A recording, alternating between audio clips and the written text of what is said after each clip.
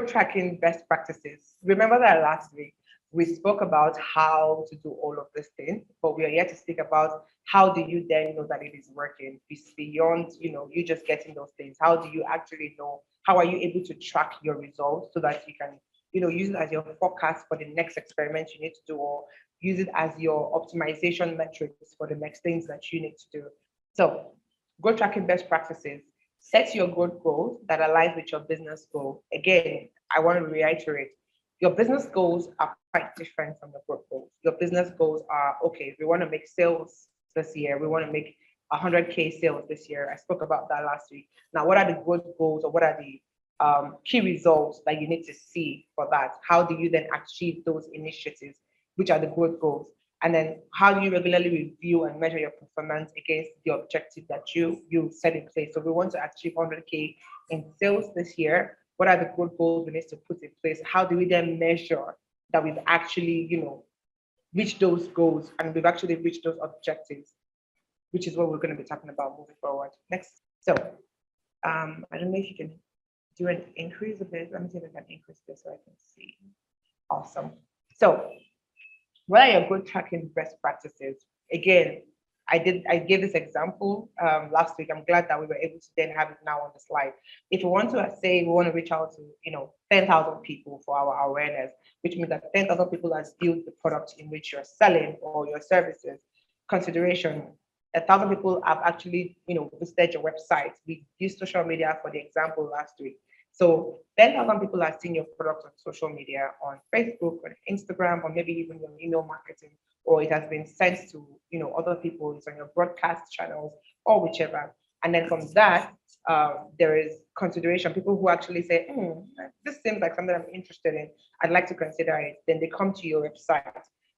Remember that I said that there was a calculation for it last week, how you do like a re-engineering calculation of, if I want to have 800 people, buy my product, I need to know how many people need to actually consider my product, and then how many people I need to market to. I spoke about that last week for those who remember. So backtracking it is knowing that, okay, I want 800 people, or I want to make 100K sales. And then out of that 100K sales, maybe 800 are the ones who are going to purchase that thing to give me 100K.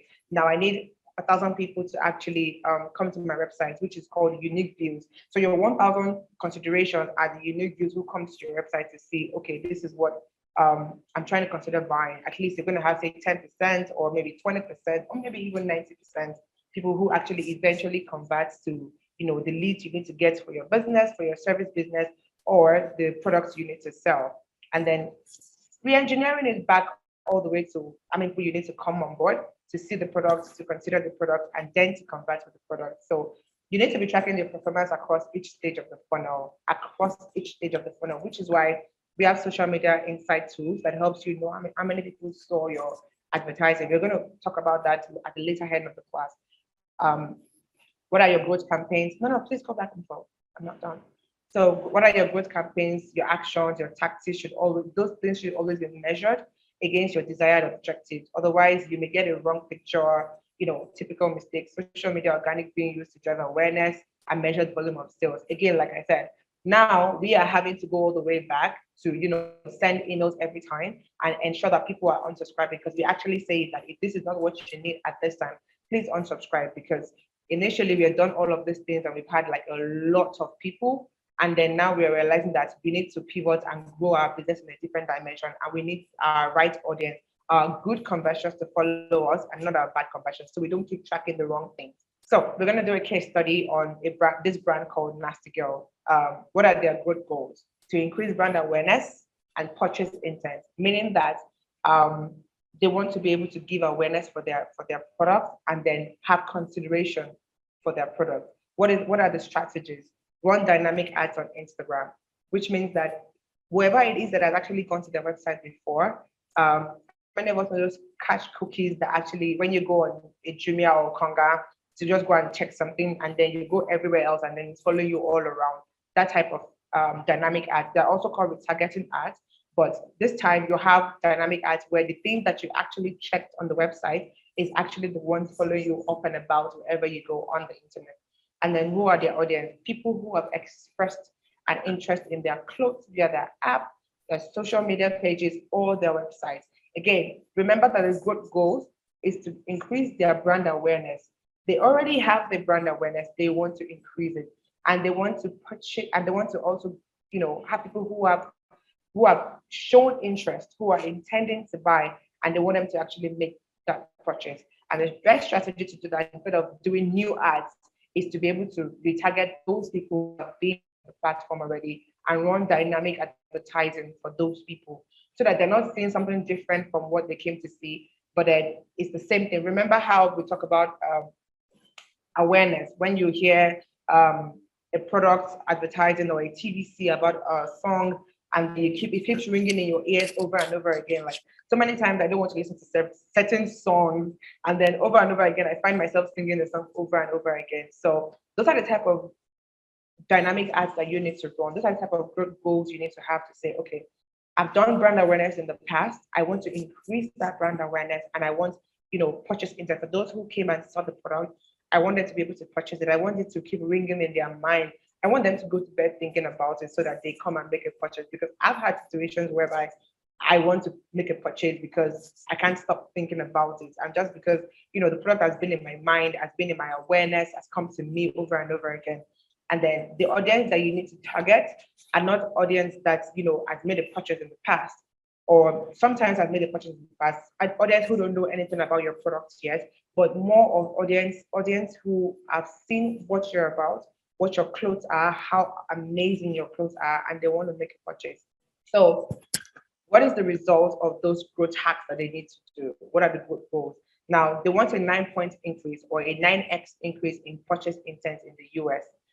They want 18 points or 18x increase in ad recall in the UK. They want a 7-point or 7x increase in brand awareness in the US. So taking it back, they want a 7-point. So remember that I spoke about the re-engineering of your lifetime value of the customers or purchase of the customers. So let's start with the 7-point increase in the brand awareness in US. Remember that what their goal is to increase brand awareness, not give brand awareness, but to increase what they already have and then increase purchase intent, which means that they already have brand awareness, one brand awareness. They want to increase it 7 times.